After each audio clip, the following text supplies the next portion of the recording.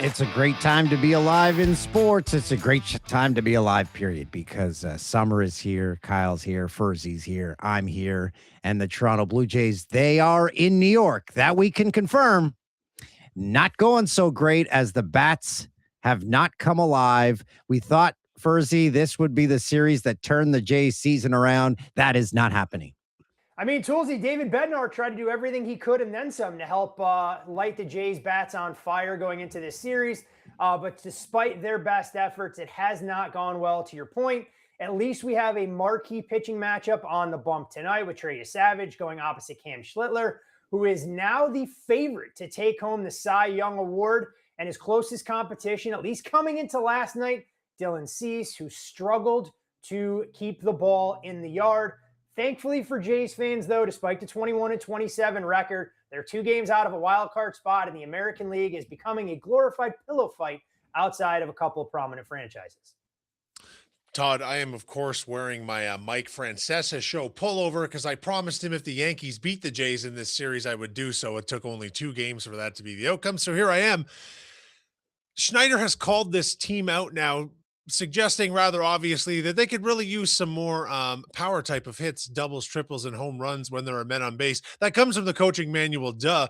But it is really the problem with this team is inability to develop big extra base hits when there are men on base. Which ironically is the exact opposite of the Yankees' MO that love to put the ball in the seats, have the big fly as part of their arsenal, but it typically dries up in the postseason. So maybe Schneider's onto something that we just need to get the Jays producing a little bit more of the double, triple, and home run variety during the regular season, and then go back to the small ball that paid dividends last postseason. But you look at some of the power numbers. I know we've spoken about Vlad Guerrero Jr.'s underwhelming numbers there. You look at Okamoto as well. 5 home runs during the month of May, 4 of which came in a 3-game set against the Minnesota Twins. And you have to go back to, I believe, May 5th, the last time that he has put the ball into the bleacher. So it has no doubt been a power outage of sorts for a Jays team when it comes to being able to develop that knack for a timely knock and allow this team a little bit of breathing room for a pitching staff that, look, they haven't been great for the majority of the season, but they haven't been their Achilles heel. And if you're trying to point at what's gone wrong through the first 48 games of the season, I'm not blaming any of the arms other than the bullpen fiasco that this team went through early in the year when they were trying to identify a closer. I love watching games at Yankee Stadium and seeing some of the home runs. And then the opposing team must be like, yeah, I could hit 50 here because Jazz Chisholm's home run off the foul pole on Monday night. I thought, no way in hell that's leaving the yard. Toolsy, I mean, you should have been impressed with Jazz Chisholm's body language in the box. I mean, you were a little shimmy, trying to move his shoulders one way or another. From what I've been told, that's exactly how you looked at Dover over the weekend when you were shaking hands and kissing babies with the entire O'Reilly Auto Parts series en route to handing out that very prominent trophy. That's right. Miles the Monster. It was an event. Got to shake every driver's hand. And whenever you see a NASCAR driver up close, you wonder, do they even weigh 100 pounds? They're not exactly the largest humans by any stretch of the imagination. And amongst professional athletes, they're probably closest in body type to jockeys above all else. And there are a couple of guys that will tower over some of their competition. And those guys are like 5'7", 5'8" on a good day. But imagine being strapped into those cars, you know, with the G-forces, they have to go around that mile concrete track at Dover. Probably wouldn't be the most comfortable if you're coming in at a Victor Wembanyama 7-foot tall frame, trying to figure out how you can move around in the cockpit and get yourself to be comfortable in all of that. But the bigger question I have from a takeaway standpoint as being, you know, the grand marshal for that particular race or whatever the hell title they bestowed upon you, how many of those sponsors were you familiar with going in, or did you find it a very educational experience? Yeah, a lot of the companies I didn't know, but when I did know the company, like with the Arby's driver, I posted this on my Instagram. I'm like, I love Arby's. And the guy looked at me and he wasn't shitting me. He goes, I love Arby's too. So we shared a moment.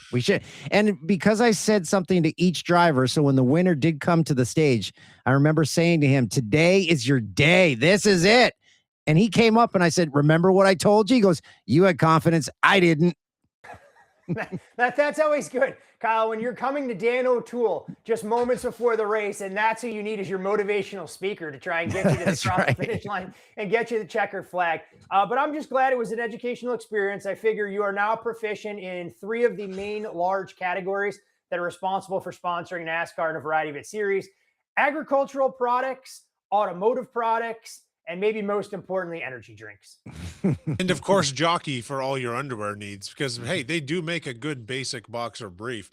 I did also manage to convince Phil Hellmuth that Tom Cruise was a real NASCAR driver, and he spent 45 minutes wandering around looking for him to no I think avail. that But that's incredible. I'm guessing he had no luck in finding Tom Cruise that probably wasn't within 1,000 miles of Dover Raceway on Saturday or Sunday. yeah, I told him to look for the Mellow Yellow #6 car, and he just didn't realize that Mellow Yellow is no longer a sponsor of there.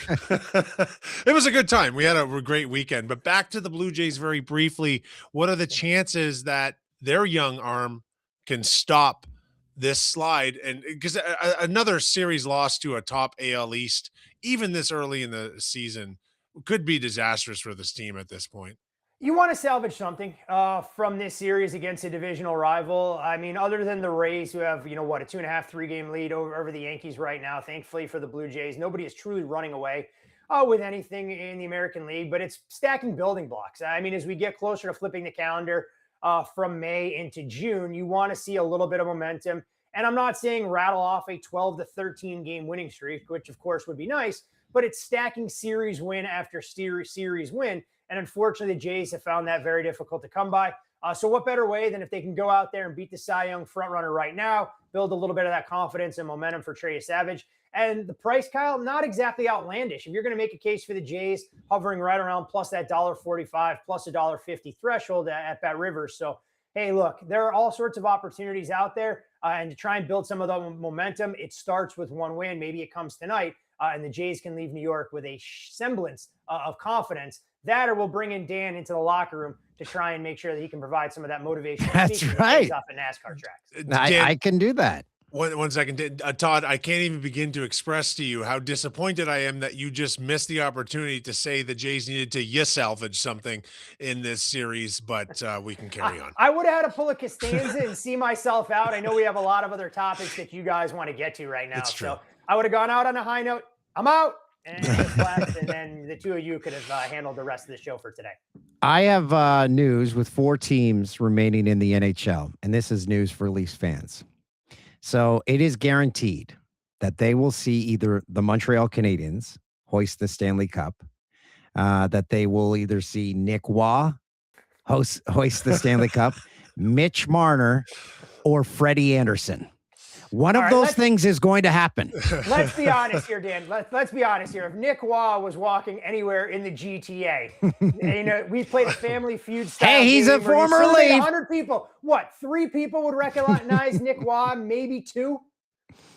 Hey, I'm just saying he was the one guy I could find on the Avs, because I was at one point going to say, well, Leafs fans are cheering for the Avs, so those other things don't happen. So maybe they still are cheering for the Avs because Nick Waugh, as you said, maybe not the most recognizable former Leaf. Nazem Kadri. Yeah, and Naz Kadri as well. My favorite part of this Nick Waugh situation, though, is Leafs fans going, oh, how come we didn't get this version of Nick Waugh? Well, you know what? Supporting cast tends to play a role. Coaching tends to play a role. And there are a lot of other factors that are out there as well. A little bit easier for the responsibilities asked of Nick Waugh and Jared Bednar's system than what he was asked to do as a member of the Maple Leafs. But look, I mean, I understand Leafs fans are rather frustrated with what's going on. I mean, apparently all the points that Mitch Marner has been able to accumulate against the Utah Mammoth and the Anaheim Ducks only work at about a 25% clip. So there's an exchange rate being applied based on the caliber of competition. The Leafs coaching search is ongoing. We've been discussing it a lot here on this channel. Which way would you lean, Todd? Because we've seen now upper management, general manager, the assistant guys have been let go. They're bringing in a full new team. Berube's gone. Edmonton's talking to him. But the line, it's a popular job. It's a big job in the NHL, but are they going to give this to a young guy that embraces the analytics, maybe with a fresher take on the league, or is one of the old guards going to come in and attempt to right the ship and work with the GM that has different designs on how hockey is meant to be played? I mean, I saw Mike Babcock's name floating around for the Oh Oilers. Maybe God. the Maple Leafs want to go in that direction and try and revisit that particular pass. But I think they're in an interesting spot, Kyle, because you have to figure out what your realistic expectations are for the current talent mix. I know the William Nylanders, the Austin Matthews, and the John Tavares of the world, don't want to be part of a massive rebuild. We can call it a retool. We can sugarcoat it, put lipstick on a pig, whatever cliche we want to use.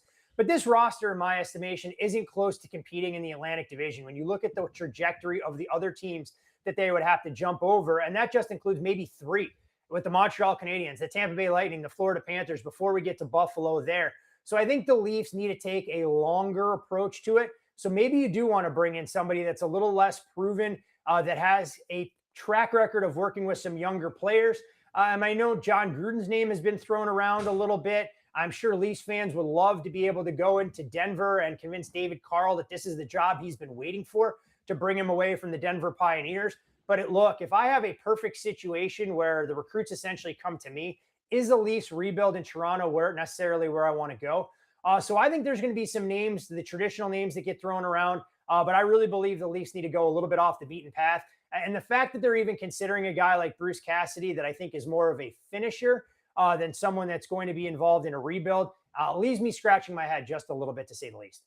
The NHL has the greatest recycling program in the world as far as coaches go. Like at some point, like it's like the CFL from 15 years ago, where it was the same.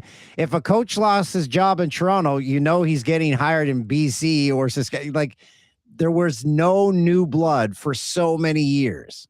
Is there a reason that Peter Laviolette's name has not yet been attached to the vacancy in Toronto just yet? But you're exactly right, Dan. I mean, it is pretty wild to see these head coaches that are in the league for like 30 or 40 years. And not only do they get new jobs, they get recycled back to jobs that they already had in the past. I mean, Lindy Ruff goes out. He was in Buffalo and then comes back 25 years later. I mean, I'm sure Rick Bowness will find his way back to Manitoba at some point when the Jets decide to go in a different direction, should things not work out in Columbus.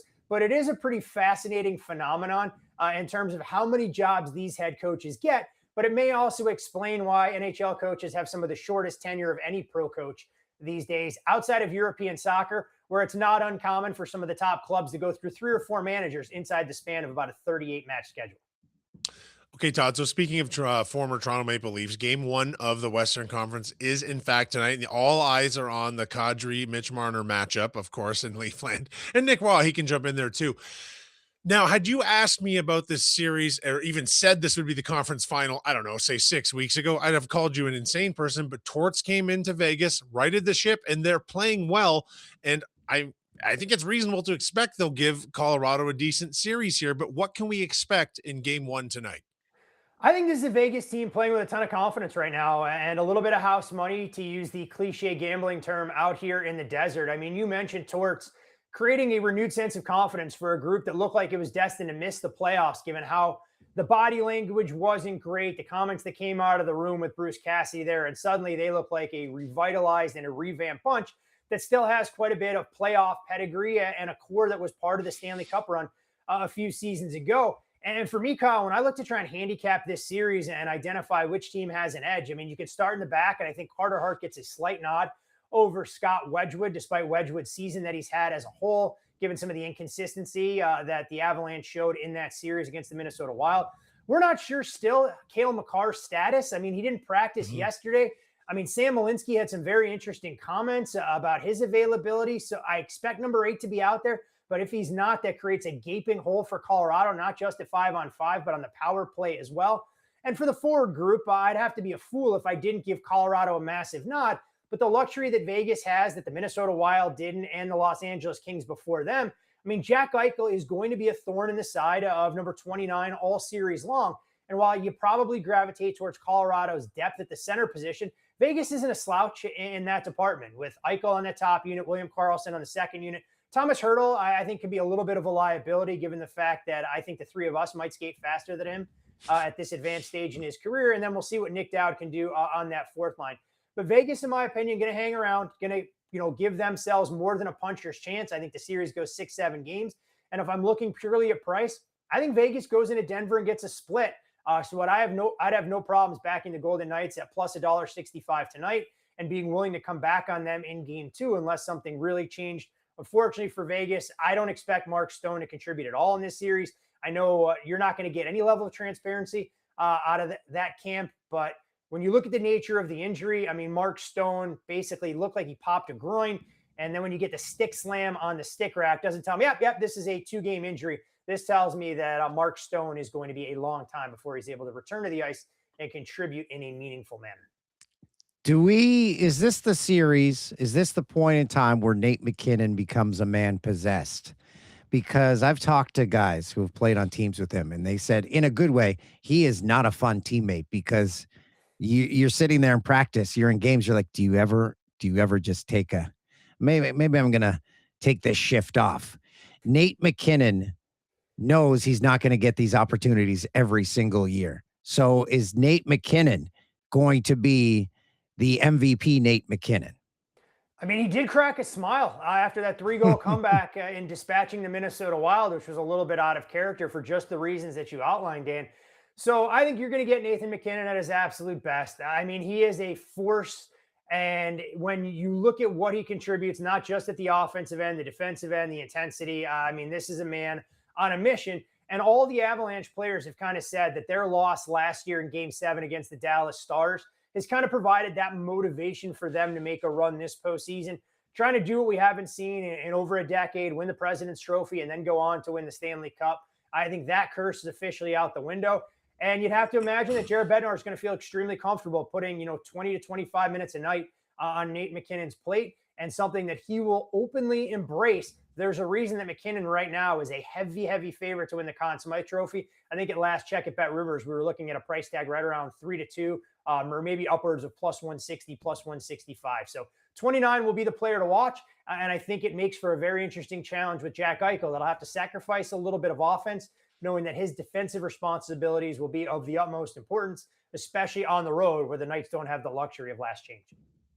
Todd, do you think the last thing Nathan McKinnon looks at before leaving the Avalanche locker room to go out on the ice is his Tina the Stuffed Weasel second place plushie from the Olympics loss? I really wonder where that stuffy is right now. Does Nathan McKinnon? I can imagine it's been stuffed somewhere. I mean, I wasn't sure if he kept it on his passenger seat in his car, or if he decided that it was right on the countertop before he leaves the house, or maybe he does have it in the locker and it provides that motivation. Because I'm sure there were plenty of Minnesota Wild fans that also rooted for Team Canada that wonder how Nathan McKinnon happened to find a sliver this big over Jesper Wallsted's shoulder and the game-tying goal there, compared to missing a completely yawning cage where Connor Hellebuck was on the wrong post and what would have really changed the outcome in that gold medal game. Tina the Weasel was also Kyle's companion all weekend in Dover. Have yourselves a great week. We don't judge. We don't judge. Whatever Kyle needs to do to keep himself happy, we're here to support him in all of his endeavors on and off the track. Thanks, buddy.